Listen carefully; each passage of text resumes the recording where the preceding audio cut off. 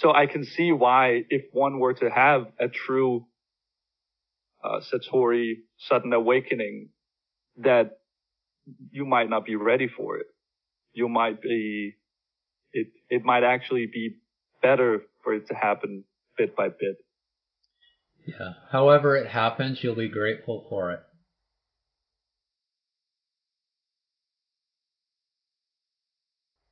I mean, that's, if I never know myself more than I know myself now, I know I'm in love with what's happening right now. I truly enjoy my life. And that's everything. So is this everything? Am I there? I mean, these are funny questions. I know with 100% conviction that I am is reality, is the one reality. And in that, there's peace and contentment and satisfaction and everything that we want in life. So you'll be grateful. If you're not already, you'll be grateful soon that this came into your life, that book came into your life somehow.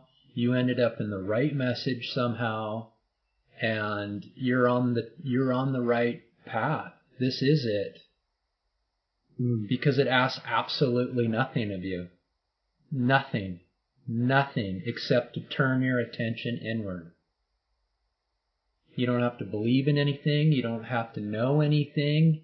You don't have to own anything. You don't have to gain anything. It asks nothing. That's what makes it so pure, like so...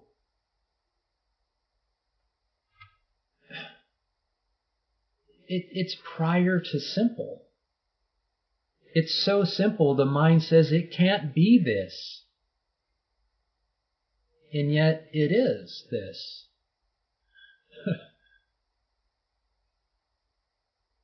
There's only one of you. And you know that. There's only one I am.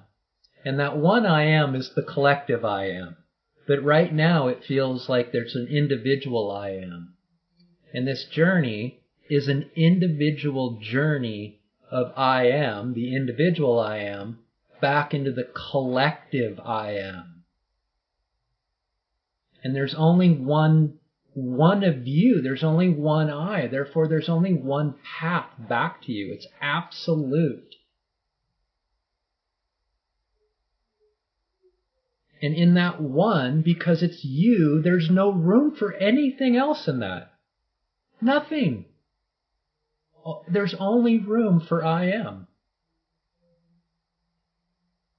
And therefore, that's why I'm sure you heard, you've got to get rid of your identities and your attributes and your adjuncts and your attachments. Because there's no room for those in this one slot of I. You mentioned earlier that although you can rest in yourself at this point very completely and you have 100% conviction that this is the truth, this is the path, you said you still sometimes get pulled in to the world. Do you mean what exactly does that mean?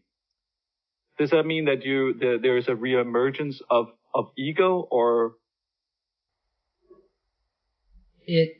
It has to do with you get pulled away from total contentment.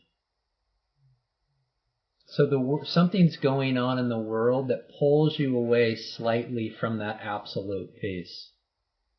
And it's recognized. But it also comes in and it goes out just as fast as it came in. Because there's nothing there left. There's no solidity in this body anymore for it to hold on to. So it just kind of comes in and it goes away, and it's noticed. And it's not discouraged.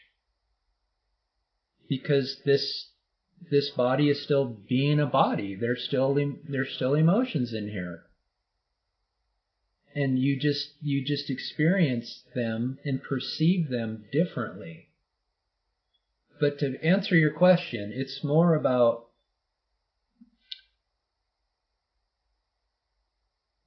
does the world pull you away from your peace anymore? And the answer is less and less and less and less, to where it's darn near close to zero. It seems like the closest ones in your life, because you have such deep relationships and connections to them, that if any other is pulling you out of it, it's probably them. It's funny. I heard, it reminds me of a quote by Ram Dass, where it says, if you really think you're enlightened, go spend a week with your family. Yes. Yeah, I mean, the colleagues get brought up a lot. How do I deal with this at work? You don't deal with this at work. You just rest in self, and you will see that from behind, the presence will work its way forward. Because right now you could say the ego's out here doing its thing in the world, and the presence is back here. And this might be the two eyes that you're talking about. Because the ego does have two eyes. It thinks it's this person in the world. And when this message is discussed or consciousness is brought to its attention, it says, yeah, that's back here. But it doesn't have any value. We're out here. This is important. This is, we can talk about this from time to time. But what happens is these literally, they're inverses of one another. It literally comes like this, and this goes way back here. And it's not denied that there was once an experience, a person. Nothing's denied in this message.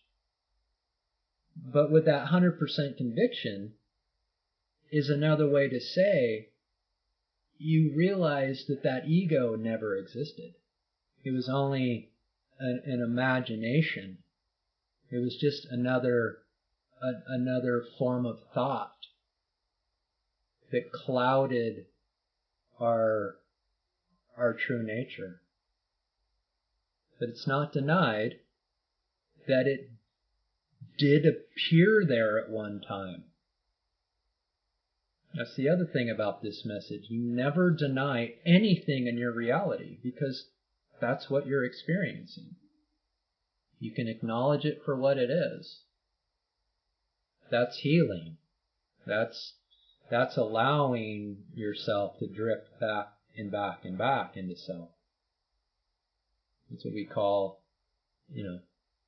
self-knowledge. There's kind of like two pieces of this. There's self-knowledge. It's like a classroom style. It's conceptual knowledge that dissolves false knowledge with truthful knowledge. So it's still conceptual knowledge that's known by your mind, yet it's actually dissolving false knowledge. And we can get really good at understanding this conceptually. It's not until you turn within to where you experience what you've learned. And the turning within, the self-inquiry or the self-investigation, is like the lab part of the classroom piece. You won't truly get or understand what the message is saying until you turn within. And that's where the clarity comes into play. You're like, oh, and it's inherently known. You don't know it with this anymore. You know it with this. And that's where that conviction comes into play. This dissolves into this. And it's a direct experience of the truth of yourself. So we say here, if you can't know knowledge inherently or directly, you discard it as false. And what that does, you start to say, well, I can read Ramana's book, but do I know when I'm reading this, is the knowledge gained from this mental knowledge, or do I know it inherently? I know it with my mind when I read this book. Therefore, the words and the book and everything, this is false knowledge. It's pointing you to truthful knowledge. That's why books can only take you so far. Videos can only take you so far. They're saying what you're looking for in these books is already contained within you, as I am. Mm-hmm. Can you maybe talk a little bit more about this idea of why does it mean the end of separation?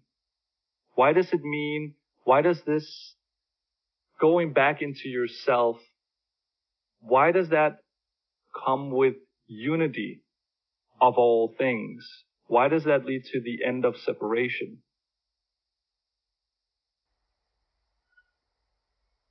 So around the time we were 5-ish, we started listening to our parents and our brothers and sisters, or maybe grandparents, that said, you're a boy, you're cute, you have dimples, and so on. And we turn our attention away from ourselves onto what we think we know what a boy is, what dimples are, and what cute is. And from there onward, we start to build this identity of ego. And ego arises, as it grows, you could say it arises out of self, because everything rises out of self. Okay? The ego, as it rises, becomes fragmented from the whole of itself. And it literally thinks that it is this body and this mind. And a body and a mind is a fragment of the whole. You could say the whole is unity and the fragment is separation. And it runs around this life it thinks it's doing, looking for wholeness, but it's looking in the wrong direction. It's looking out here in the world of other fragmentations, when all it needs to do is turn around and look at its source, and it will feel again the sense of unity. And that's what, in self-inquiry, that's what's happening. You're turning your attention with the fragmented ego back into the wholeness of yourself. So you're turning the separation into the unity. You're sort of following the path back. Yes, it goes back to my earlier comment that there's only one path back home to you because there's only one of you. Therefore, there can only be one path back to wholeness. And that experience, that non-objective experience of wholeness, is unity. It's the absence of separation. Which means when you peer out into the world is not separate from yourself, because you're experiencing wholeness. The world is nothing other than yourself appearing as the world. But there's no difference between those two. They're not two things. It's the one of yourself appearing as the many. And that experience is contentment and satisfaction. Mm.